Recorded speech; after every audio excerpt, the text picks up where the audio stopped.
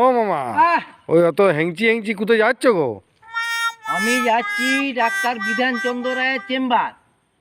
কারণ আমি 6 মাস ধরে দেখাচ্ছি ডাক্তার বিধানচন্দ্র রায়কে, সে অর্শ হয়েছে বলে 6 মাস ধরে ওষুধ খাচ্ছি, এখন একটুকুনো ভালো হয়নি বাপ।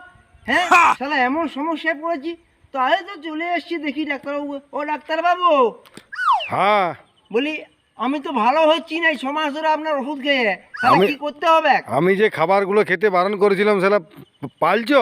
আমার মনে আছে ডাক্তারের কথা কখনো অমান্য করি? হ্যাঁ, কেউ করতে পারে না, আমিও করতে পারবো না। কারণ ডাক্তারবাবু আপনি তো বলেছিলেন যে ছাগল মাংস খাওয়া চলবে না। আমি ছাগল মাংস খাইনি, ছাগল মাংসের ঝোলটা খাই আর মাংসটা চিবাই, চোপাটা ফেলে দিই। ঠিক আছে, আচ্ছা কাঁচকলা খেতে বারণ করেছিলেন, ঝোলটা খাই, ছালটা কেটে ফেলে দিই, ভিতরটা খাই। মুসুর ডাল ওটা তো খেতে বারণ করেছিলেন, ঠিক আছে। আমি